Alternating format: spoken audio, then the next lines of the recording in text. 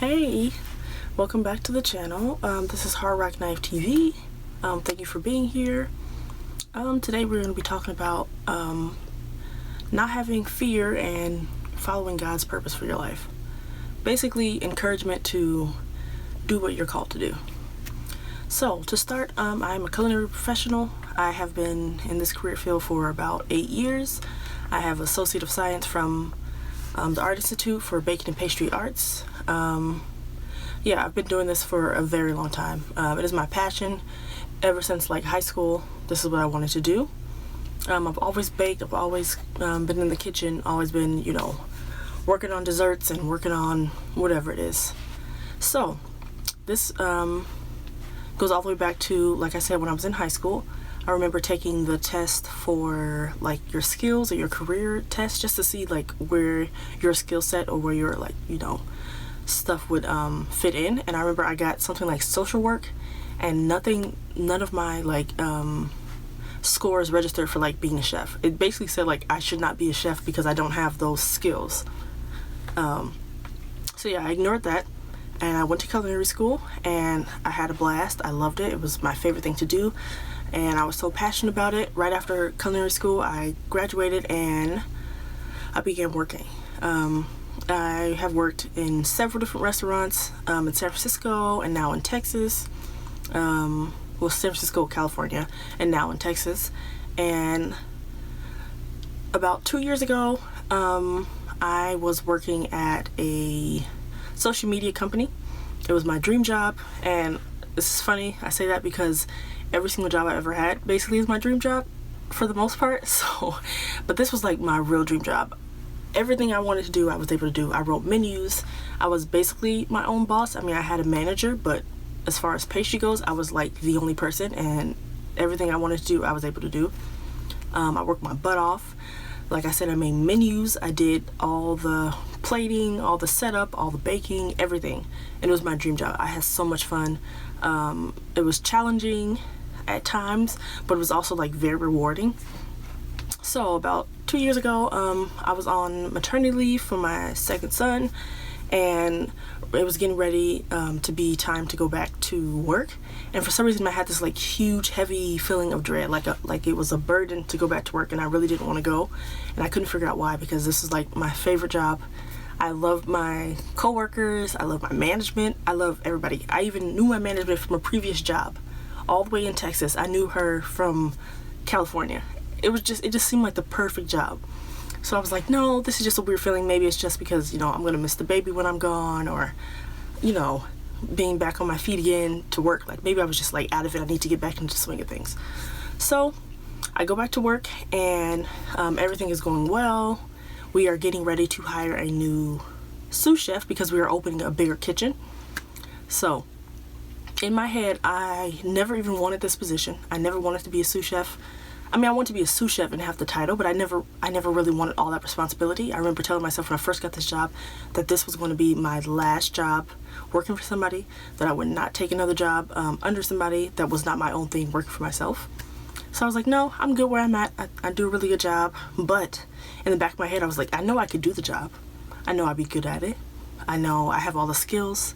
I know I have been working really hard to make my menus diverse and make sure that they're, not super simple, more complex. I have been working on my plating, everything that they were telling me in meetings that I needed to do.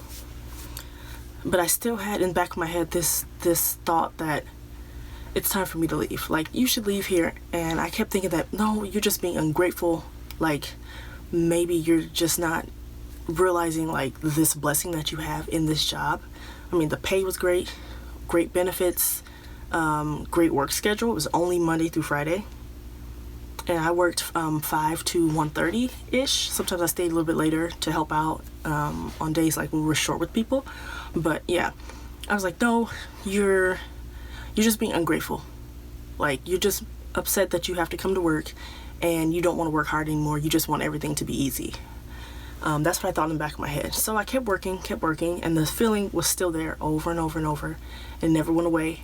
no matter what, no matter how good I did the day, no matter how good my menu was, no matter how many great reviews I got, I still was just like, I don't want to be here. It's time to leave. This is not fulfilling for me. This is not rewarding anymore, even though it was. And I felt like, you know what, they don't appreciate me here. They don't respect me here. They don't, anything I could think of a reason to leave, that's what was coming up. When in reality, my management loved me. Coworkers liked to work with me, I assume. I mean, they never told me anything different. We had a good relationship. Even the higher up management said I was doing great. Never even gave me any negative criticism. Nothing. So I'm like, why would I have this feeling to leave? Why would it be right now that it's... So, as time went on, the feelings kept staying there, and I remember thinking, like, this is what I've wanted since I was, like, in high school, since culinary school. This is all I ever wanted. I had dreams of like being a head pastry chef because I never really saw any black pastry chefs. I had one in my career, and I had one chef who was black, like the executive chef was black at this place. But it was really important to me to be like that person, and I wanted to be like, have my own bakery and have my own restaurant cafe, like, something like that, like be a head executive pastry chef at some fancy restaurant and do plated desserts and write menus and like do all like little fancy stuff. And I also wanted to be like a female black Willy Wonka.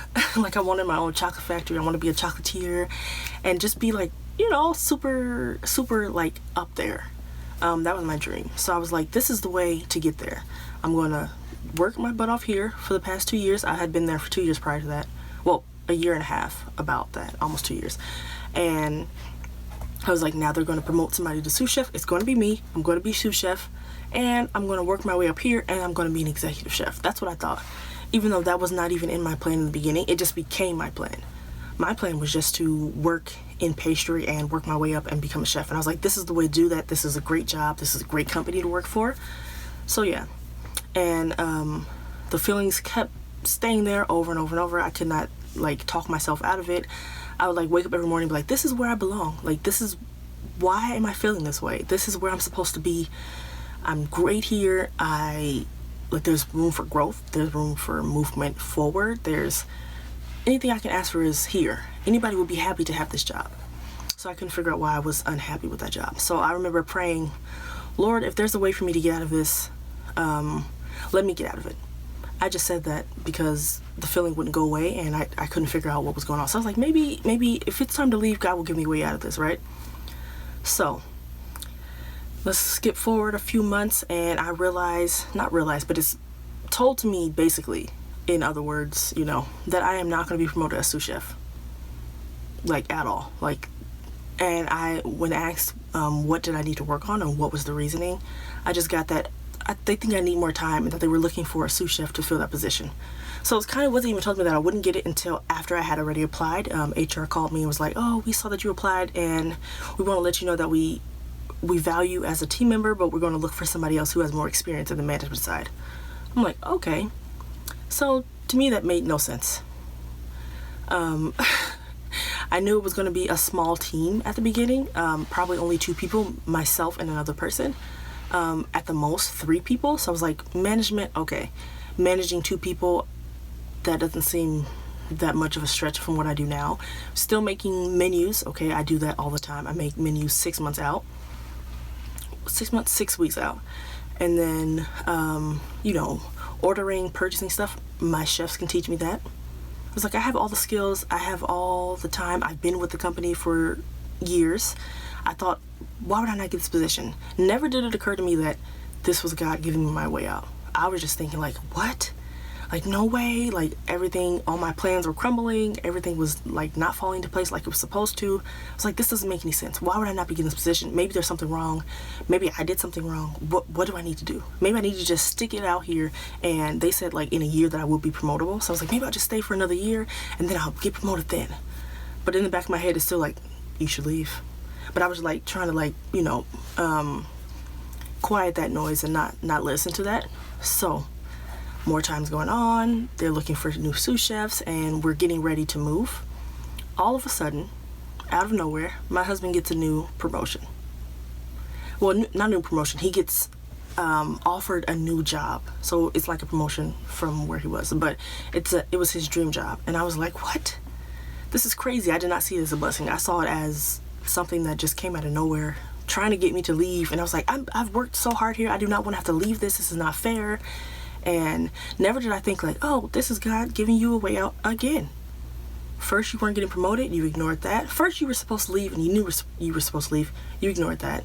You refused to re-examine your plan. You refused to look back at, your goals and, reconfigure them. Maybe you had this plan here, but let's look at what we have now. Let's look at where we are and fix that. Nope, I ignored that. I didn't want to do that. This is where I look back and I realized the 3 things that I did. So number 1, like I said, was I refused to look back at my plan and reconfigure it and plan it out and make sure that things were going the right way, because your plans can change. Number 2, I was not flexible. I refused to, even think that what I wanted for myself was wrong. This is the plan I made up when I was younger. This is the way things are going. Things are working out perfectly. I'm here, and this is what I'm supposed to be forever. Like, I'm never going to get another job. This is what I told myself. I'm not going to get another job after this. This is where I'm going to stay, and I'm going to retire here. Not retire, but if I leave here, I'm going to start my own thing. This is it. I'm not getting any more jobs. I need to go as far as I can here before I leave. Also, I was leaning to my own understanding and thinking, if I leave here, how am I going to pay my bills? Which is important to think of, God blessed me with this job that was letting me be able to pay my bills. We weren't wanting for anything. I was making good money, and I had great benefits. I was like, well, if I leave here, we won't have any health insurance. I can't do that. And that was until my husband got that job offer, and then I realized, wow, maybe I was thinking of things incorrect. The third thing that I realized was that I could not see the bigger picture. Like, maybe you'll be a sous chef, or maybe whatever. Maybe this job was only for a season, and this season is over, and it's time for you to move somewhere else that you are supposed to be. You were supposed to be here for a short amount of time. That time is over. Now it's time to go. I couldn't see the bigger picture because it didn't look like what I thought it would look like. I thought, no, I'm going to stay here. I'm going to get promoted, even though I didn't even want that promotion in the beginning. Until it was talked about that I was going to be getting it, I didn't even want that promotion. I didn't want other responsibility. I told myself that when I first got there. When they started talking about, like, this is where people move and blah, blah, blah, I was like, nah, that won't be me. I didn't tell them that, of course, because I just want to do my job. I just want to work hard. But I was like, yeah, I don't want that job. I don't want that responsibility. I don't want to have to, I thought I would have to do, like, payroll and all that other kind of stuff. But I just wanted to be in the kitchen and cook. That's what I wanted to do. I didn't want to manage people.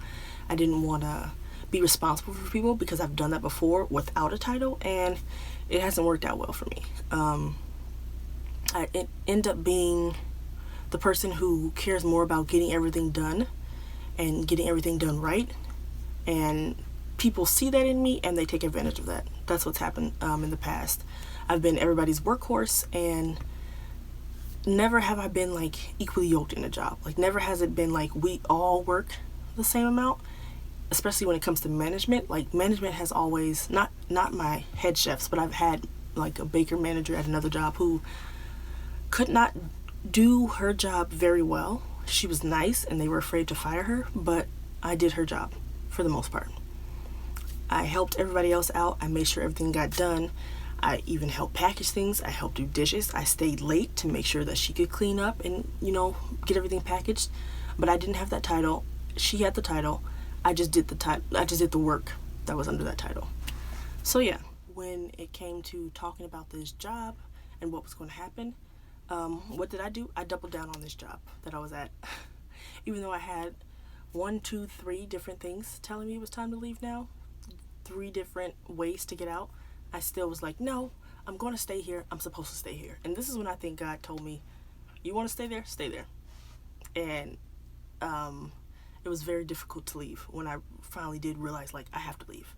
Because me and my husband had gone back and forth. We had been at daycares trying to see if we can get childcare. Because the whole reason that one of us would not be able to continue at these jobs, because our hours were the exact same. My job was in the morning until the afternoon. His job was early morning until the afternoon. Well, until the evening. I think his shift was like 12 hours, and there was no way we could make it work. We have 2 small kids at home. They're not in daycare. Daycare is expensive. I don't trust daycare very well. And the daycares that were good were, like, crazy expensive. And the hours still didn't work because the way it would go, my husband have to drop me off at work, drop the kids off, and then make it to work on time, which some of these daycares, they didn't open on time. And if they did, they wouldn't open early enough to get me to work and to get them there and to get himself to work. Our hours were like really close. Mine was at 5 and his was at 7. And most of these daycares open at 7 to 8. And you could be there earlier if you were getting dropped off at school, but because they're so young, they wouldn't be going to school. So, yeah, we went back and forth for a couple weeks trying to figure it out, and it just wasn't happening.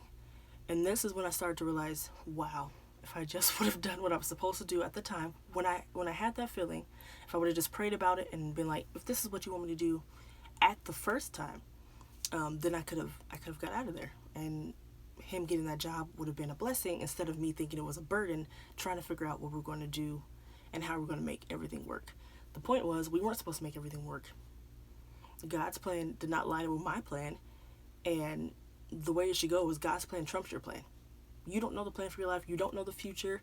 You don't know the past, and He knows everything. He's always there. He's been around forever. He sees everything. He knows everything, past, present, and future. So, of course, He would know better than me. I tell myself that now. But at the time, I was like, no, let's try to make it work. Please help me to make this work. Let me know what I can do to make it work, because I just really didn't want to leave that job. It became more about not hurting feelings and not burning bridges than it was about being obedient, which is what it should have been about. I was thinking, well, I don't want to hurt my chef, and I don't want to leave them hanging, even though they were hiring a new person to do my job already. I should have realized then, like, I'm good. They'll be fine. They can find somebody who can do what I can do. I'm not the only person who can do this job. But in my head, I'm thinking more, higher of myself. Like, if I leave, they'll fall apart. No, they won't. And they knew they wouldn't, which is why they hired somebody else at the time. Now that I think about that, it makes perfect sense. But at the time, I was just like, no, I can't do this to them. When it was really just like, I was afraid. I was afraid that our bills wouldn't get paid. I was afraid that my husband might hate his job, and then what? I can't go back here because I'm stubborn and I refuse to ask for a job back. Should work on that. I was thinking, like, look at these benefits. They're so great. Even though my husband at his job had his benefits are better than mine. His health insurance is better than mine. Not that mine wasn't great. It just was cheaper, and they took it out weekly. He got paid weekly, so they took it out weekly. So it seemed like less money at the time because, taking out a lump sum is different than taking out a little bit at a time. You know what I mean? Like, that's why people do payment plans instead of buying things outright. Yeah.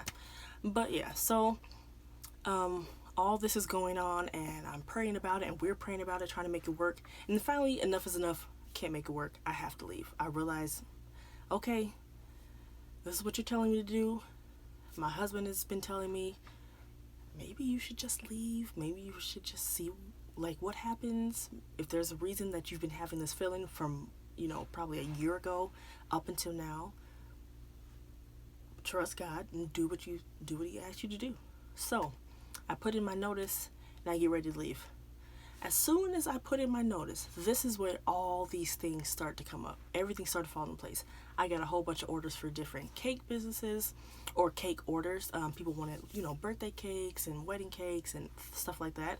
I also got an offer to connect with this man at my church who has a barbecue business. He needed desserts, and he was, doing contracts for the schools, for school lunches. And he reached out, and I was like, wow, that's crazy. And then on my last week there, I also got an order for a cheesecake for a party. Like, it was a big cheesecake. That was a pretty good order. It's like $45, for a cheesecake. And it was like one after the other, back to back to back to back. Once I decided to leave, back to back to back, stuff started happening. I was like, so you mean I could have had all this stuff if I would have stopped way back then? Like, I could have been more established now. I could have been, working on this stuff now instead of having to worry about what we're going to do and wasting all this time when I could have just been networking right now, And like I said, the people, all my coworkers, they would be fine. My chef was fine. My sous chef and everybody above me, they never even reached out. I never talked to them again ever. Probably a month in to when I was about to leave, I never talked to them again. I never got a notice for anything really. Not a meeting, not an email, no responses, nothing. And I was just like, okay, cool. Because I had even reached out to, because it was like the last week I was going to be there, and I still hadn't met the new chef, and I wasn't able to show her, this is how things go here, this is what I've been doing, so she can, take over and do what she needs to do. I could have helped her out to get her set up for starting. That's what I wanted to do. I wanted to do something better than what I had, because when I started, there was nobody there. They hadn't had a pastry chef in a while. So I came there and I just started from scratch with no direction, nothing. So I wanted to not have that happen for her, but it didn't work out that way because I got no responses from anybody. So I was like, you know what? I don't feel bad about this. I don't regret it. And thankfully, I decided to be obedient at that time because everything worked out. And this is not like a happy ending, like, oh, and happily ever after. No, not that, because this is not where we are at this situation. This has happened again and again and again since then. And it's just been easier since this time for me to recognize when God tells me it's time to go, when he says this is not in his plan for me, it's time for me to go. And I still feel some of the same feelings that I felt at that time, like, okay, what are they going to do, and should I do this? But I have to really ignore that. I can pray about it, and I pray that, Lord, please make sure that they are okay, and make sure that they are able to move on quickly, and that I don't, cause some type of disruption. But when it's time to go, I have to go. To just end this little story time situation, encouragement for following God's plan and trusting his provision for your life, I realized after all this happened, when I went back to look at it, that I was using this job as a crutch. I was saying that I would trusted in God and trusted in his provision for my life while holding on to this job so tightly because I believed that this is where my provision came from. Yes, God provides for me, but if I don't make this money, then my bills won't get paid. Yes, God provided this job for me, so I have to stay here, and I have to, do everything they ask, and I have to do my best here, and I cannot leave, no matter if God is now telling me to leave. No, because this job is where all of my provision, all of my resources come from, not realizing that the resources come from God who gave me the job, right? And over time, God revealed to me that this job was an idol, that I was worshiping and putting all my trust in this job instead of putting it into the one who gave me the job, the one who created the job, the one who created me. I was putting all of my trust into that job, and you see what happened there. I'm not at that job, and I'm still taken care of. My bills are still paid. I still have food to eat. Health insurance is good. Another job will come. He will make sure that you're provided for. If he provided for you before you had that job, he'll provide for you after you had the job. And especially since he provided for you while you had that job, why would you worry about what's going to happen after that job? So yeah, that's one of the lessons I learned about not fearing God's provision for you, not fearing God's plan for you, and just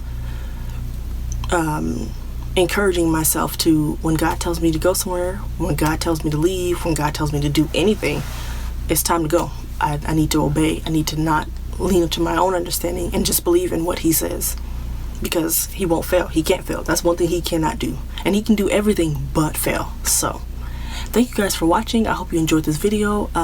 Make sure you like, comment, and subscribe, and look forward for the next video when I talk about my other dream job and how this lesson has been drilled into my head for the second time in the same year.